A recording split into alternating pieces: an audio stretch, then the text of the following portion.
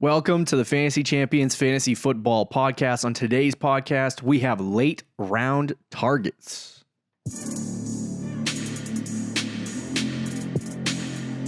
Welcome to the Fantasy Champions Fantasy Football Podcast. Here's your host, Morgan Colby and Rick Lemon. What's going on, Fantasy Champions? I am, as you can see, by myself today. Rick had some prior obligations that he had to attend to, so I will be doing this podcast by myself, individual. It happens like once a year, but hey, we're going to do our best. So we got some stuff to get to in this episode. As always, we have some late round targets that we're going to get to. And then we're going to jump into a little bit of news. Or first, we'll start with the news, and then we'll jump into the late round targets. A little bit of news that happened today. So before we do that, check out our website, thefantasychampions.com. You can follow us at the FF Champs on Twitter, at the Fantasy Champions on Instagram. You can follow me. My handle's on the screen somewhere.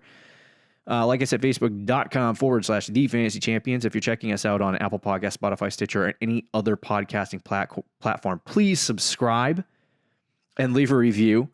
It'll help us get as many views as humanly possible and help us grow this brand to be more successful. If you are watching on YouTube, subscribe, click the bell for notifications, like, and leave a comment down below who your favorite late round target is. Anywhere from round 7 to 9, maybe even later in the draft. We also want to talk about the draft guide. Draft guide starts at $25. It is live. It has full rankings, breakouts, busts, all kinds of player draft values, player breakdowns, and so much more. So if you are interested, purchase the draft guide at $25. This is also, tomorrow is the last day that you have for a chance to be entered into the Listener League. So if you buy the draft guide, you will be entered into a drawing or a contest for a chance to be in our Listener League and verse me and Rick and potentially other people on the Fantasy Champions staff and try to beat them. So be sure to tell your friends, buy the draft guide, get in the league, and we'll try to beat you. So let's jump into some news about a particular player that I have been so freaking excited about, and my soul just got ripped out of my chest today. So, I'm scrolling through my Twitter feed as normal, and I see this information. We get some hype on Miles Sanders. We're going to give him the full workload. Deuce Staley comes out and says, he's going to be the feature back in this offense, and that he can do, most of, if not all of the snaps in the offense. And we've talked about Miles Sanders' snap share on this podcast many times. So, the hype, obviously, Deuce Staley, the running backs coach for the Eagles, was bringing forward for Miles Sanders was just like, wow, okay, I'm pumped on this guy. And then we got some news just an hour later about Miles Sanders being week to week with an injury. And I wanted to get to this now because I feel like if we wait a week, the information will just dry up and, it'll be so saturated, or we'll have new information. So I don't want to wait a week. I want to get you the thoughts now. A lot of you are drafting this weekend. So it's like this information that I'm about to give you is a lot. It's very important to the success of your fantasy team, my fantasy team, all that stuff. So I had to think about Miles Sanders and the potential of him, either A, missing time, which according to the reports, I'll start off with the reports. According to the reports, Miles Sanders is most likely going to, he's going to be week to week, but he's most likely not going to miss week 1. They're saying that this is a lower body injury with no other information besides that. And they're also stating that, I guess, it's not serious. I read on I think it's NBC Sports Philadelphia website that they said significant injury, but that's the only source that I could find that says it's bad. The reports by the big titans in the industry say that Miles Sanders is going to be okay. So he is expected to start week 1. I'm not really concerned about that. There also was another report that Boston Scott also is having a little bit of issues with his lower body as well. So he's having the same kind of problem, I guess. I don't know. So the two biggest running backs on the team are essentially iota week to week, and they're not going to play. So Corey Clement is taking first team snaps for the Eagles. So here are my thoughts on Miles Sanders.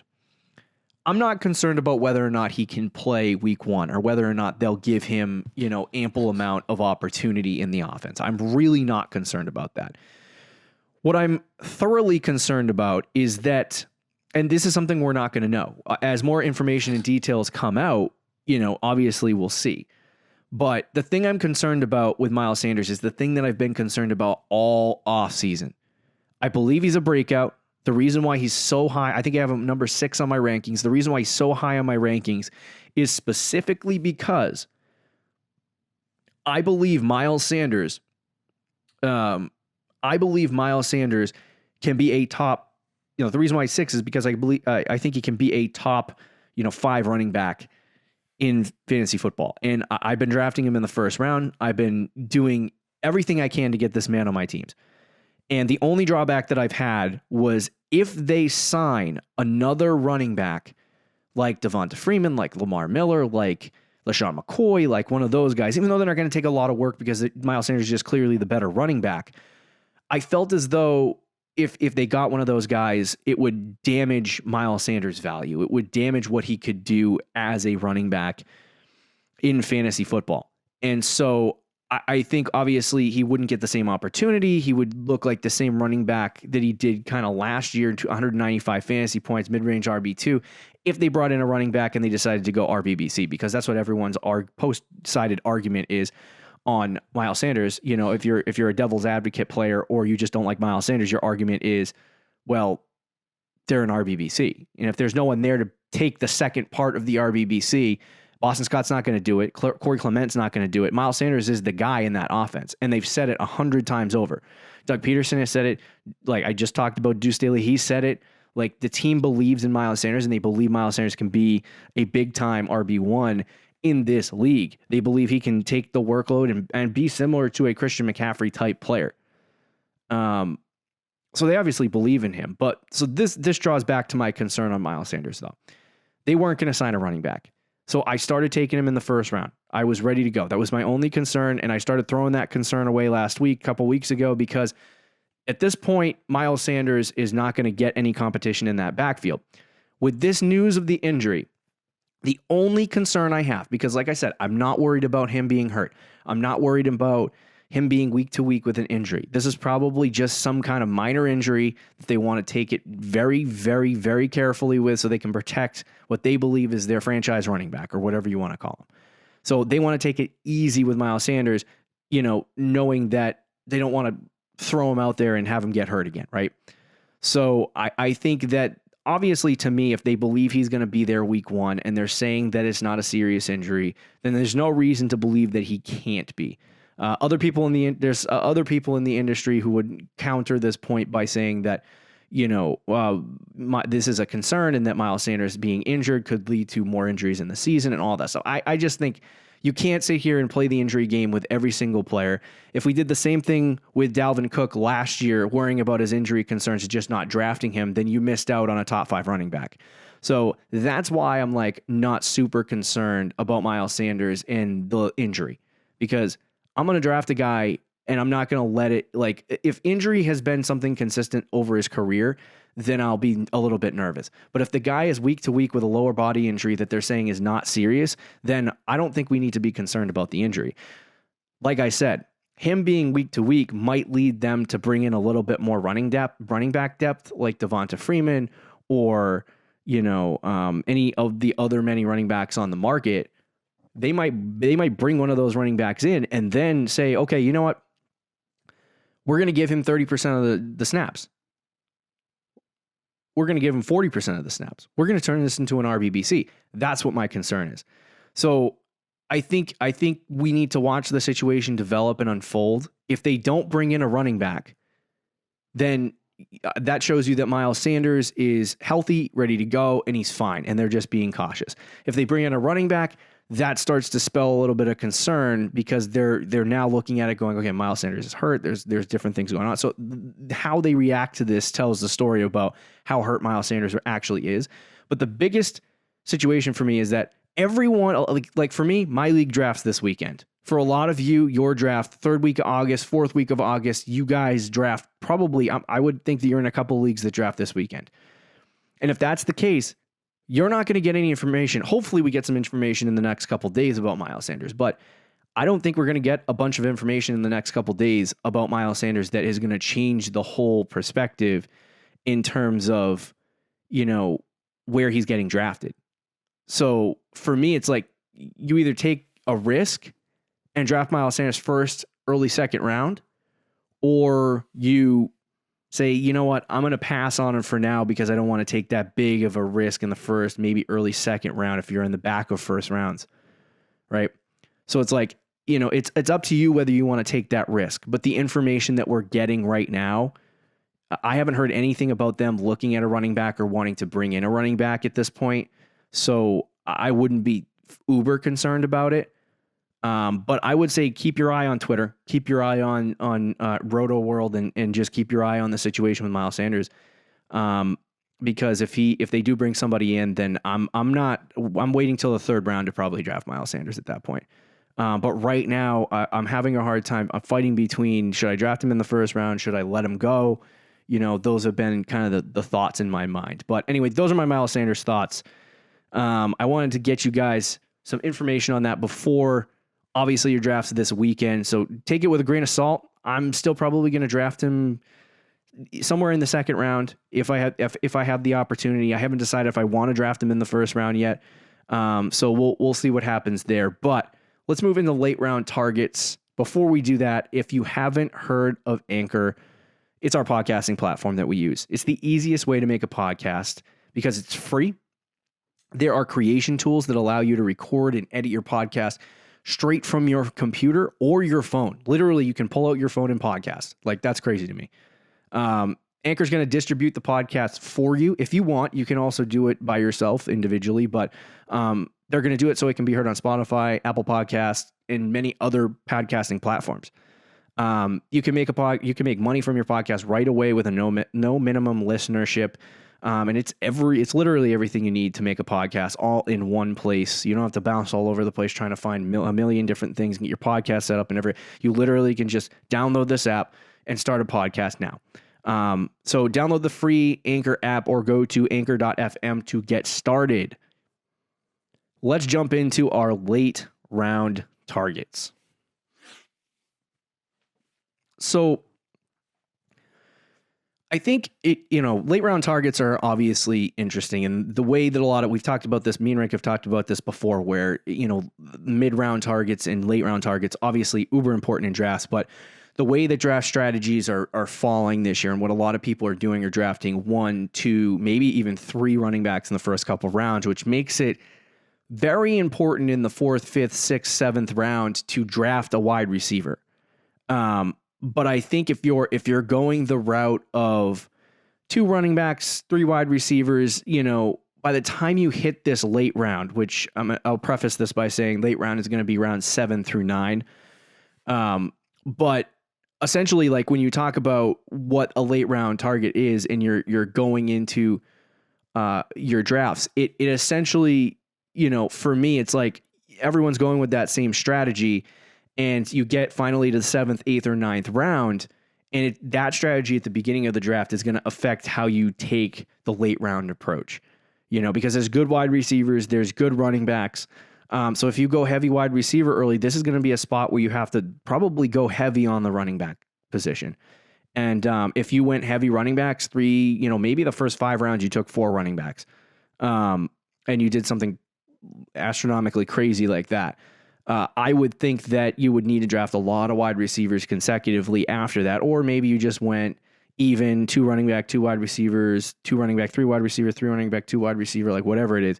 It was a little more even. Usually when I get to these rounds, after round 5, when I know, most teams have 2 wide receivers, 2 running backs, and a flex spot. Usually when I get to this point in the middle to late rounds, I want to draft. I want to draft guys who are valuable and who, I would have a chance possibly, I don't draft a trade, but that could break out and that I could trade for more valuable assets, or, you take a shot in the dark and hope this guy ends up having success. all of that stuff. The late rounds for us on this episode, obviously, I just said 7, 8, and 9, are going to be crucial rounds to build that bench depth. Not only in a COVID year where, there's a lot of uncertainty on whether or not a player might have COVID-19. It's inevitable that a major fantasy football player is going to go down to the COVID list for 3 weeks. And you're going to need that running back depth or wide receiver depth or quarterback depth or whatever it is. You're going to need that depth on your bench in order to have success on your weeks when you're missing that star player. So I think these rounds become even more crucial. But just in a general sense, in a normal year, these rounds are crucial just because you can get some potential breakouts that might have success for your team all season. So, I mean, I remember a couple of years ago, I was in a 10-team league and I drafted Joe Mixon in like the late 6th, early 7th round. And it ended up working out for me like absolutely amazingly. But obviously not every league's the same. Not every league's going to have something like that. Not every year is the same. So, some of these guys might not even have breakout years, and some of these guys are overvalued. Some of these guys are valued exactly where they're supposed to be. And some of these guys are not overvalued, undervalued. So we're going to go through round 7, 8, and 9 and just give you some guys that you can target in the late rounds, and make sure you have on your team when you're drafting in these particular rounds. So let's start off with round 7. I'm going to try to keep this relatively brief because the Miles Sanders news was long. Well, let's be honest. So in round 7, Ronald Jones, he has his ADP at 78 right now. I actually have 2 guys this round and 2 guys in the 9th round, 1 guy in the 8th round. But so I would say for Ronald Jones, obviously we've kind of talked about him a little bit on this program.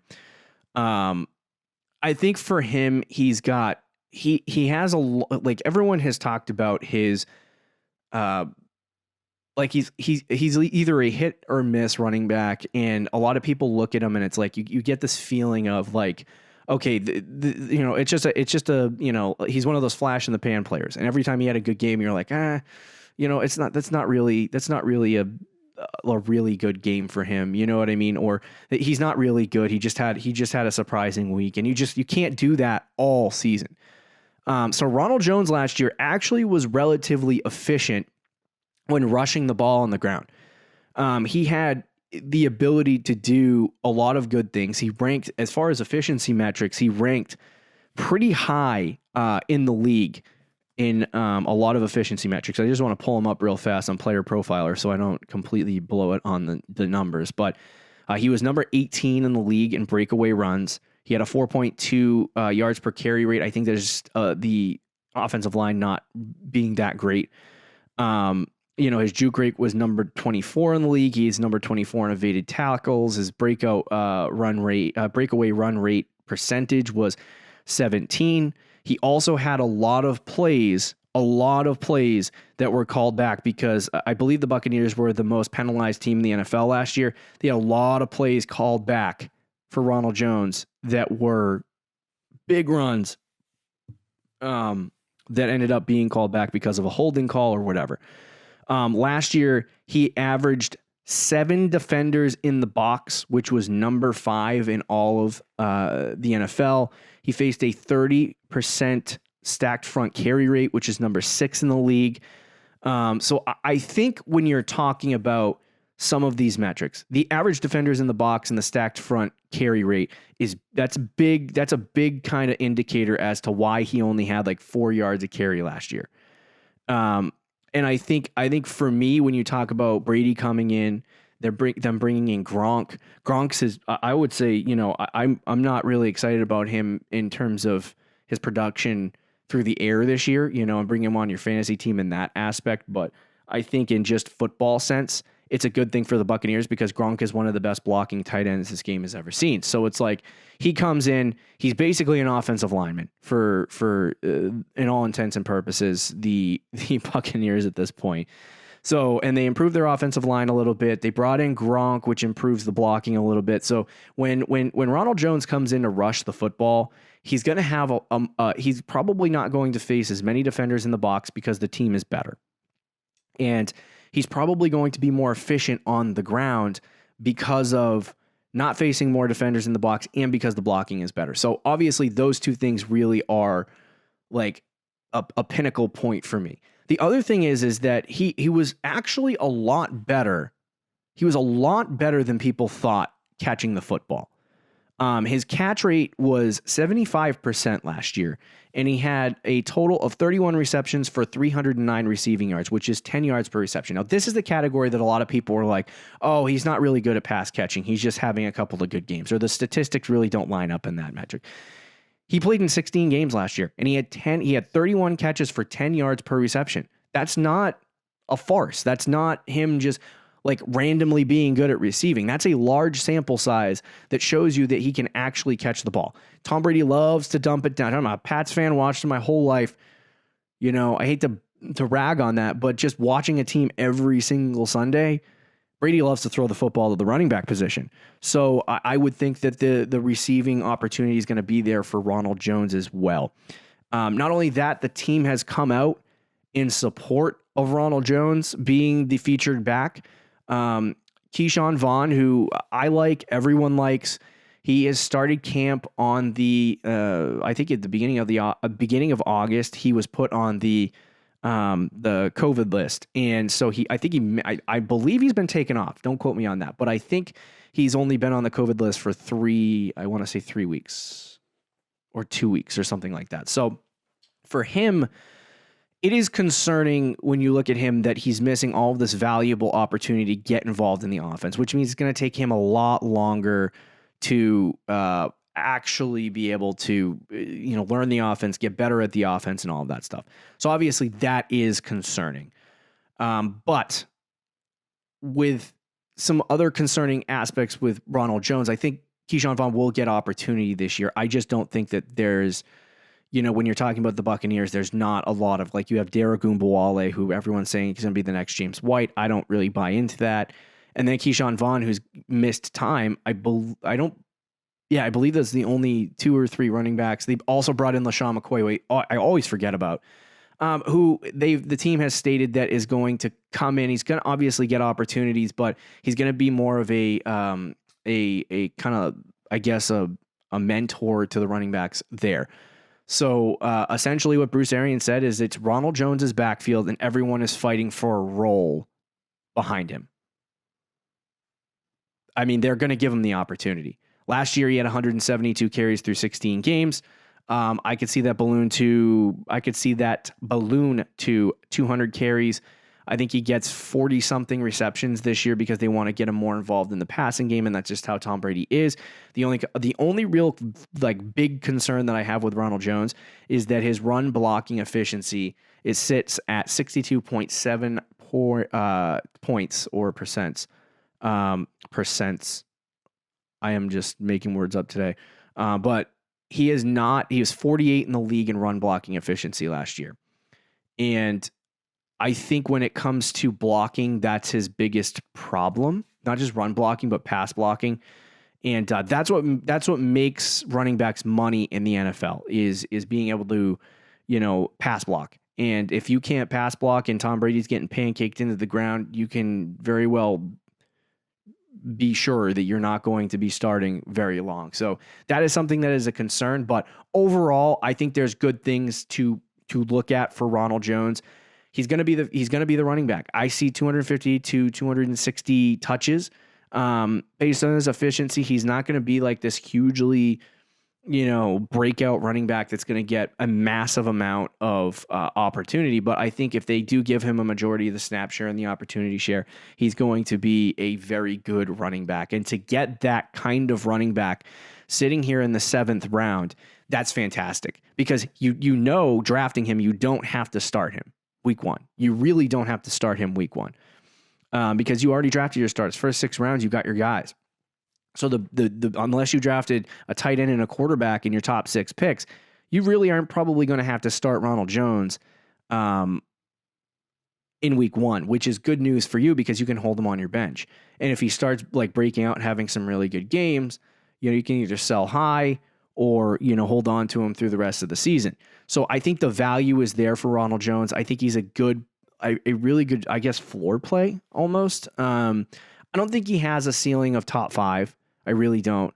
But we'll see what Tom Brady can make Ronald Jones into. I've been waiting for Ronald Jones to get this workload. I really do think he's a decent running back. And I think giving him the opportunity would give him success. I'm going to try to move quickly through the next couple guys because I rambled on about Ronald Jones for 20 minutes. Tyler Boyd is the other guy in the 7th round. I'll just say he was like 3rd or 4th in targets last year with 150 plus targets, which is crazy. Now, obviously, he's not going to get that with A.J. Green there, but there has been reports floating around that T. Higgins is not progressing the way they want him to. I don't think he's going to get much of an opportunity in the offense this year. So Tyler Boyd's going to be the number 2 guy behind A.J. Green. And A.J. Green pulled his hamstring or something wrong with his hamstring the other day. So that's not a good sign for A.J. Green to start. I think Tyler Boyd's going to ultimately end up as, and John Ross, I believe, half his family got COVID and he left camp. So right now it's Tyler Boyd and Aaron A.J. Green. And Tyler Boyd's going to get the work in that offense. Like 100% get the work in that offense. He's going to be at 130, 140 targets. And the funny part about it is that, the more I looked at Tyler Boyd, the more you realize, like, the biggest thing about Tyler Boyd is that when he has another receiver, because he's a slot receiver, and when he has a receiver on the outside, like A.J. Green or T. Higgins or somebody like that, I don't think, like I said, don't think Higgins is going to get a lot of playing or opportunities this year. But, if you have a receiver like A.J. Green on the outside, it helps, pull some guys away from the middle of the field and get Tyler Boyd the ball. Joe Burrow's coming from a team where he targeted, I believe it was, I don't want to quote a percentage, but he targeted the slot receiver position, i.e. Justin Jefferson, a high percentage. Tyler Boyd has very good, talented abilities to be able to, catch the ball, make stuff happen, with those catches and have success in fantasy football. So I think for Tyler Boyd, if he does get 140 targets, I mean, you're drafting a massive load of target share in the 7th round. I mean, that's an absolute steal. And if this guy ends up, like, people have forgotten about him because he really didn't have a great year last year with the opportunities that he had. But if he does break onto the scene and have a really good year, I think, top 15 is within the realm of possibility. He's going to be a fantastic wide receiver too for you. So in the 7th round, that's a lock. Let's move on to the 8th round. J.K. Dobbins at pick 86. Now, this is a guy you could get middle of the 8th round. Late 8th round, really. So anywhere in the 8th round, if you're drafting, unless you're, either pick 11 or 12, you could probably get J.K. Dobbins in this round. I just also want to note that this ADP is from 4for4.com, not sponsored, but just wanted to throw it out there that those guys provided some of the ADP analytics. You can just go to their website, and I believe it's under tools or whatever. You can find it there. But anyway, J.K. Dobbins is one of my favorite 8th round targets at this point. I think you also see Julian Edelman in this round, which is not, at this point, with the way he's falling, I don't think Julian Edelman's a bad play at all. But as far as Dobbins is concerned, there was a big trade that went down today. And a defensive lineman from the Jacksonville Jaguars, I'm not going to attempt to say his name, you can go look it up, was traded to the Baltimore Ravens for, I believe it's a 3rd round pick in Gus Edwards. I don't know if those details are official. I saw those from a report before I started on the podcast, but I don't know if those details are official. So if they're not, I'm sorry. But Gus Edwards is likely to go in the trade to the Jacksonville Jaguars. So this means bad things for Leonard Fournette, which we'll dissect and talk more about on Tuesday when Rick is back on the podcast and all that stuff. But as far as what it means for J.K. Dobbins, he's the number 2 guy. I mean, it's official. Like, I was a little bit worried about Gus Edwards because he was efficient on the ground. I think he had 5 yards per carry last year when he was given the opportunity, and I believe he had 130 plus carries, and he made 800. I believe it was 883 rushing yards out of it or something like that. So he got over 800 rushing yards on 133 carries for the Baltimore Ravens. Those stats might be a little off, but I apologize if that's the case. But J.K. Dobbins is now coming in, and I was a little bit concerned that Gus Edwards was going to siphon some of the work from J.K. Dobbins as the second running back, and he'd only get like 100 carries and maybe 20 targets and 12, 13 receptions and just not get enough opportunity to make your 8th round pick a complete waste. Now, at this point, you're taking flyers, right? You're in the 9th. 8th, 9th, 10th round, even, I don't think Dobbins is going in the 7th or 8th. You're not going to get him in the 9th or 10th round, but at this point you're taking a flyer, and you're not get like your 8th round pick is most likely not even going to be on your team by the midway point of the season unless they break out. So it's like taking J.K. Dobbins is a fantastic flyer pick. Now, with the loss of Gus Edwards, this opens up the opportunity for J.K. Dobbins to be officially the number 2 running back on that roster. He's going to get over 130 carries. I actually think with the amount, like, this is the thing, is they run it like 500 times, and if you give 100 carries to, Lamar Jackson this year, like similar to what he had last year, you give him 100 carries, he's going to be in that kind of conversation where he could definitely, take Lamar's 100 target rushes out, and you could see a situation where the Ravens have 400 rushing attempts as a team left. And it's like, last year, I think Mark Ingram had about 202 or between 200 and 210 rushes. So if you give him that many, around 200 rushes, that still leaves an ample amount of rushing opportunity for J.K. Dobbins. Like, he could easily get 170 total rushes. And if he actually is efficient, now he's not the best pass catcher, he's just mediocre. But if he does get passing work in that offense, I mean, they targeted the running back position, I think, only over 45 times, like as a team. Like, it wasn't a lot. So, obviously you're going to see, 20 to 30 targets go Mark Ingram's way. I think you could see Dobbins get a similar kind of total. He might catch 20 passes, but you're seeing a guy that could very well get 190 opportunities this year.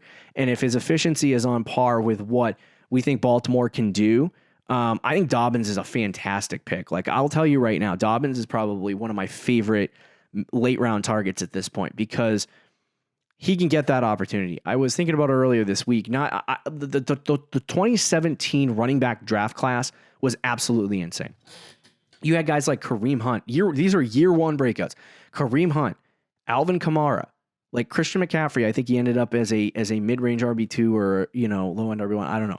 But you had those guys come out and have decent seasons. Leonard Fournette was in that draft, right? It's like there was like 5 or 6 running backs that had really great success coming from that draft. Aaron Jones, too, was in that draft. It took him a little longer, but Aaron Jones was in that draft. So it was like, I look at this class of running backs and I think there is an opportunity for these guys to have a similar sense. Like, I could see success for Swift, Taylor, Dobbins, and Clyde Edwards-Helaire all this year. I don't think they're all going to finish top 15. You shoot your shot.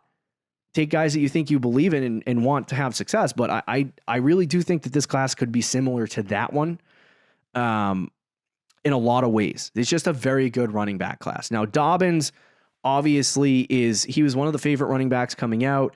I've talked about how much I like him before, but I think the efficiency, like I said, the 190, attempts, or not 190 rushing attempts, but 190 total touches I think it would get him to the point where he could have, maybe a low end RB2, high end RB3 kind of season with upside, with high upside.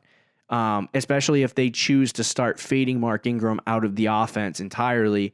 There was a report last week that J.K. Dobbins said straight up that he wants to take the starting role, and I haven't seen much out of camp in terms of what they've been doing, what team he's been running on, but I think, Dobbins obviously at pick 86, I think is a perfect pick for your team. It's a great flyer pick, and I think instead of drafting, Cam Akers in the 6th round and DeAndre Swift in the 6th round, and you know what I mean? I like Jonathan Taylor, but drafting Jonathan Taylor in the 3rd round, instead of doing that with those guys, drafting J.K. Dobbins, who I think is going to have ample amount of opportunity in this offense and probably be in a similar situation,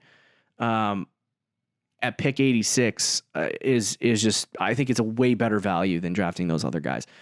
Let's move on to the 9th round. I'm going to talk about one guy in particular and then throw in another right at the end for a little extra love. So I'll start with Christian Kirk. Christian Kirk and Tyler Boyd were 2 of my favorite players to target in drafts last year, whether it was dynasty startups or redraft leagues. And a lot of my leagues, I had Tyler Boyd and Christian Kirk. And obviously Tyler Boyd wasn't as efficient as you would want him to be, But he did have opportunity to have, to do really good things. I think it was just his offense was so friggin' bad that it affected him as a whole. Christian Kirk, on the other hand, is a little bit different of a scenario. I believe I'm going to pull up his player profile on Player Profiler because I want to see what Christian Kirk got in terms of target share. I believe it was 130 targets, but I want to confirm it. He had 108 targets. 108 targets in 13 games. So if you pace that out to a whole season, 8 targets a game, rough math would put him in 130 targets paced out to a whole season. So yeah, I wasn't far off on the sometimes I get my pacing and my regular season analytics mixed up, and it's ridiculous. But anyway, so he had 108 targets last year. He had I'll give you the regular catch rate right now, 63%, not great. It was number 55 in the whole league among wide receivers. But he had, I believe, he had 68 catches on 108 targets last year. 3 total touchdowns, 709 receiving yards. So he wasn't the best wide receiver. The reason why I like him is because I think last year you had a new coach in Cliff Kingsbury. Usually it takes a full season for a new offense to kind of implement itself and become successful. Not only that, but you also had a rookie quarterback in Kyler Murray, who was also a part of implementing this new like quarterback system. This new offensive system in Arizona. So I think those two things had a big effect on Christian Kirk, and the lack of efficiency scoring touchdowns is due to the fact that the offense took a little while to figure it out. Like, I don't think Christian Kirk threw multiple touchdown games until week. He had 1 total multiple touchdown game. I'm sorry, I'm looking at the wrong statistics. He had 2 or 3 multiple touchdown games over the first 10 games of the season, Kyler Murray. And so he did not have really great success. A lot of games he just didn't score a touchdown in terms of like a passing touchdown. So obviously that affects Christian Kirk. I think with the addition of DeAndre Hopkins, and I think Larry Fitzgerald moving back a little bit in terms of how much they're going to use him. Christian Kirk is staying in the slot. He's going to be their slot receiver. He's going to get 130 targets this year. And I would say regress him a little bit because of the DeAndre Hopkins move. I think 115 to 120 is probably a safer bet. But I think with DeAndre Hopkins there, that's going to pull a lot of the pressure off of Christian Kirk. It's going to open things up in the middle of the field for him to be able to have success in the slot. And I think with an improved Kyler Murray, it's going to mean good things for the Arizona Cardinals. I think it's going to mean good things for Christian Kirk. Now, last year, his catchable target rate was 73%, which is number 77 in the league. Yet 79 of his 108 targets were catchable, which is not great. He had a true catch rate of 86%, which is really good, and 10 yards per reception. In the previous year, when we saw him with Josh Rosen, he had 13 yards per reception. So he decreased significantly in yards per reception last year, and I believe he only had 68 targets in the previous season. So for me, when you look at him, I think getting up to 12 yards per reception is going to be important for him to have success. I think those 3 touchdowns are going to balloon to like 7 this year. And I think that if he does get up to a 12 yards per catch and, 70 catches, somewhere in that vicinity, he's going to be somewhere around, I just want to do the math real fast. He's going to be somewhere around 800 to 1,000 receiving yards total on the year. And with 7 or 8 touchdowns, I think he's going to have a decent season. I think 170, 180 in terms of fantasy points is very well within the realm of opportunities. In 2018, the year before, he had 1.8 fantasy points per target. That last year he had 1.5. So I think the second year in Cliff Kingsbury's offense, second year Kyler Murray, an improved offensive line, an improved running back situation. I really do think that Christian Kirk is going to benefit from that. So I would target him late in the draft. Pick 108 is where he's been going. So end of the 9th round. So I definitely target him at that point. The only other guy that I would list as a special addition is Deontay Johnson. Deontay Johnson last year, He led his team in targets. He led his team in catches. He led his team in yards per reception. I believe he might have even led them in touchdowns. He led the Steelers in every single category at the receiver position. And you would think that would be Juju, but it wasn't. And the interesting part about that was that he did it all with a terrible quarterback situation in Pittsburgh. And so when I look at Deontay Johnson, I see a similar like kind of player to Antonio Brown. He's an outside receiver that the Pittsburgh Steelers desperately want. If you go to the Fantasy Footballers Draft Guide and check out Matt Harmon's reception perception, he is one of the better route runners in the NFL. He did not have a hard time running routes and getting separation. He had success against man, zone, and all of it. He was very good last year with a terrible quarterback. And I like him at his value. Like Juju right now is going in the 4th round. If you're talking about 9th, 10th round for Deontay Johnson, that is like absolute highway robbery. I think he can produce the same, if not like they don't have anybody else. That's the other thing. Like we have not seen the Pittsburgh Steelers throw 575 passes without Antonio Brown on the team. Like, yeah, Juju might get 160 targets, but there's still a lot of target share to go around, and they don't spread it out among their backup run, their 3rd, 4th, 5th wide receiver. They always give a lot of it, like 300 to 320 always go to the first 2 wide receivers. You know what I mean? We saw it in 2 seasons or so of success. You know what I mean? And it's like, so they love to target Antonio Brown. That one season, they love to target Juju. I think Deontay Johnson could very well hit 120 to 130 targets this year, and Juju be somewhere around 140 to 160. So it's like, but if Deontay Johnson hits that total of 160 targets next year, I mean, he has everything like lined up for him. And I will pull up some of his metrics from last year just so you can see what kind of situation Deontay Johnson would have if he were to get that target share. Now, he had 120 targets last year, 59 receptions. His catchable target rate was 72%, number 81 in the NFL. He only had 67 targets that were catchable. His true catch rate, 88%, number 16 in the NFL. He had a target quality rating of 4.8%. Like, horrible. He had 11 yards per reception. So, I mean, if you talk about him being somewhere in the ballpark of a 70 to 80% catch rate on 120 targets, you know what I mean? He's going to have an opportunity to do some damage in this offense, and that is about 84 catches on the season if he gets a 70% catch rate. You take 84 and you multiply that by 12, he's at 1,000 yards receiving already. You give him 7-8 total touchdowns, and he's at 160 fantasy points, not including he's at like around 160 fantasy points, not including his receptions.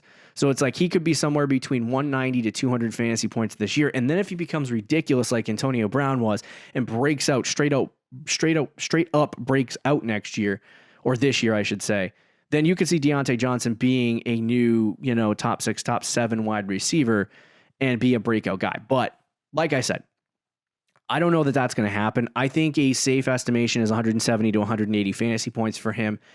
I think that if you put him in that ballpark, he is a low-end wide receiver too. And in the 7th or 8th round, that's a great value. Like you can't go wrong getting Deontay Johnson at, I think it's pick 103 in your drafts. So I think what you're getting right now from these, I think I listed 5 guys. From these 5 players, what you're getting is kind of a little bit like Dobbins, a little bit of a breakout pick. Tyler Boyd had 150 targets, so you're getting a floor there of some decent amount of opportunity. Ronald Jones, I think, is just primed for success in that Bruce Arians offense. Obviously, Christian Kirk, and then Deontay Johnson. But these guys are going to be guys that are going to help you in the late rounds of your league. Like you're drafting this weekend. You're drafting next weekend, right? I'm drafting freaking tomorrow. And like these guys are going to be guys that I target in the later rounds because I believe in them. I believe that they're great bench pieces, they're depth plays, and they have a chance to break out. I'm not predicting a breakout for any one of them, but I think that there is baked in success. You know, like I said, Deontay Johnson, mid-range wide receiver 2, Christian Kirk, mid-range wide receiver 2, Tyler Boyd, mid to high-end wide receiver 2, Ronald Jones, mid to high-end running back 2, and J.K. Dobbins, low-end RB2 with a chance to do, like, I mean, so many people owned David Montgomery all year last year, even though his efficiency was just not there and he did not have success in any way, shape, or form last year. But they decided they were going to continue feeding him the ball. So it's like when you look at all these guys, to conclude, I think there are guys that you need to target in the later rounds. That'll do it. Had to find the button again. That'll do it. For these late round targets, be sure to cop the draft guide. Run out, buy the draft guide. You have a short amount of time to draft. Please buy the draft guide. Follow us on Twitter and Instagram. Check out our website, thefantasychampions.com. Be sure to subscribe. Talk to you Tuesday, Fantasy Champs. Thank you for listening to the Fantasy Champions Podcast. Make sure you subscribe on iTunes and YouTube and follow us on Twitter @TheFFChamps.